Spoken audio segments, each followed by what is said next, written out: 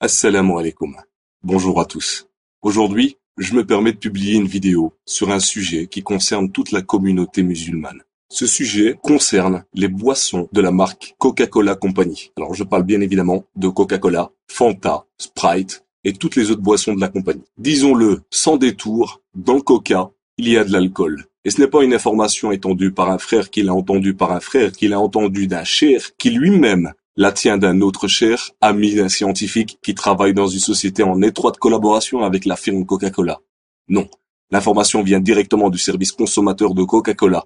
Et elle ne date pas du siècle dernier, elle date du mercredi 11 juillet 2007. En réponse à l'un des lecteurs du site Alkez, qui a eu la bonne idée de contacter Coca-Cola Company, puis de scanner la lettre qu'il a reçue, le service consommateur de Coca-Cola écrit noir sur blanc: c'est avec plaisir que nous vous confirmons que la boisson rafraîchissante sans alcool peuvent contenir d'infimes traces d'alcool provenant des arômes utilisés, entre parenthèses, des supports d'arômes. En effet, la quantité d'alcool présente dans nos boissons est toujours très faible et en tout cas toujours inférieure à 1,2 degré d'alcool présente dans nos boissons, soit 1,2% en volume. Seuil réglementaire pour les boissons sans alcool. Coca-Cola et les boissons de la même marque, Fanta, Sprite, contiennent de l'alcool ou peuvent contenir de l'alcool. Et même si le service client s'efforce de minimiser les choses en parlant de traces infimes, il avance un chiffre qui rend impossible toute objection. La quantité d'alcool peut atteindre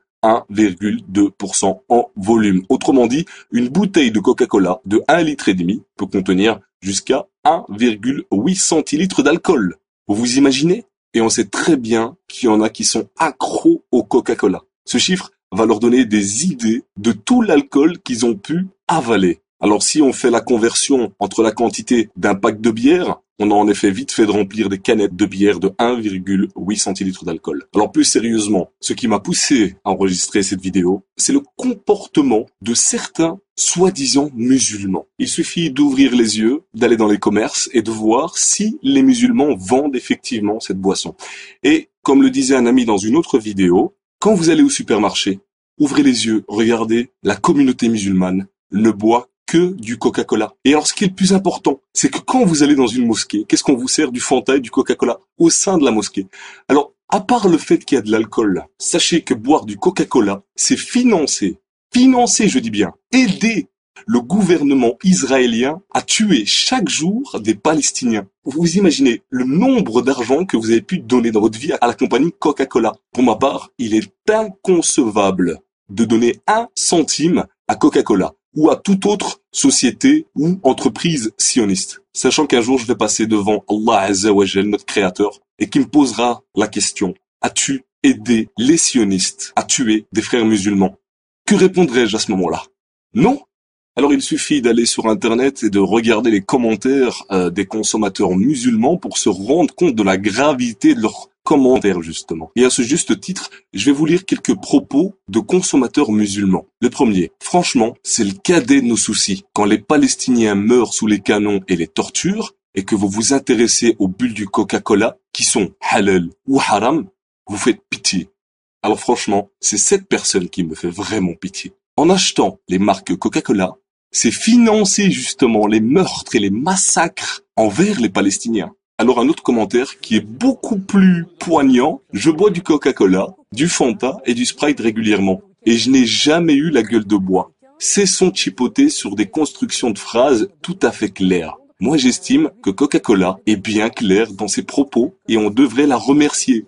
Cela prouve leur professionnalisme. Elle aurait très bien pu nous dire: il n'y a pas une goutte d'alcool dans le Coca. Alors là, c'est la meilleure. Clairement, cette personne, en remerciant Coca-Cola Company, encourage les meurtres, les tortures, les bombardements que commet Israël envers le peuple palestinien. Et puis, l'alcool n'est pas la seule raison de boycotter Coca-Cola. Vu qu'il suffit de prendre une petite étiquette autour d'une bouteille de Coca-Cola, que ce soit en français ou en arabe, et de l'inverser, de voir ça au verso. Et vous pourrez lire clairement, écrit en arabe: Nom Ka, No Mohammed. Astaghfirullah al-Azim. Quelle calomnie. Ça ne s'arrête pas là. Ça s'appelle des messages subliminaux, des messages cachés en quelque sorte. Là, je vous parlais de Coca-Cola. Vous pouvez prendre aussi Fanta, Sprite, et vous verrez clairement Shaitan, Satan, en train de tenir le monde entre ses mains, ou d'autres images où on voit la terre en feu. Des images comme ça, il en existe plein, et pas uniquement dans les marques Coca-Cola. Sachez-le bien. Et pour vous prouver que certains dirigeants de mosquées n'ont aucun scrupule, la mosquée de Paris certifie que Coca-Cola est halal. Et donc, soutient Coca-Cola. Je suis convaincu que la fin des temps approche à très grands pas. Il sera de plus en plus difficile de pratiquer sa religion.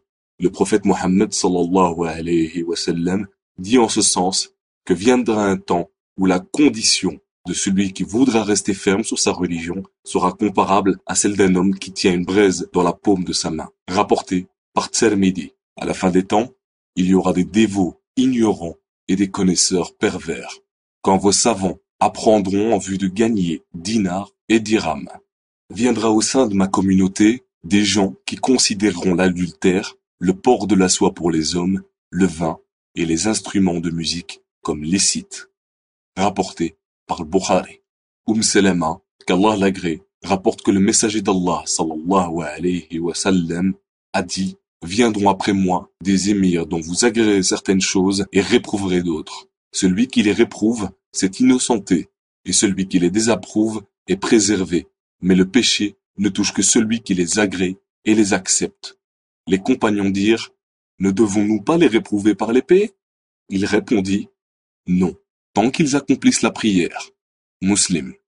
Nafi rapporte que lorsque les habitants de Médine dénoncèrent le pacte d'allégeance à Yazid ibn Muawiyah, ibn Omar réunit ses domestiques et ses enfants et dit: j'ai entendu le messager d'Allah sallallahu alayhi wa sallam dire: on dressera un étendard pour chaque traître le jour de la résurrection. Et nous avons prêté serment d'allégeance à cet homme conformément à l'allégeance légiférée par Allah et son messager. Je ne connais pas de traîtrise plus grande que de prêter serment d'allégeance à un homme conformément à l'allégeance légiférée par Allah et son messager.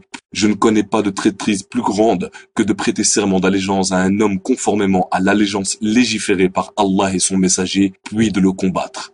Et aucun d'entre vous n'a dénoncé ce pacte ou n'agré cette dénonciation sans qu'il n'y ait une rupture totale entre moi et lui.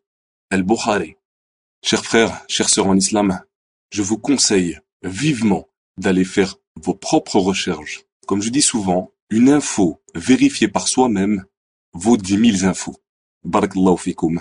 Je vous remercie. Jazakumullahu khair. Assalamu alaikum.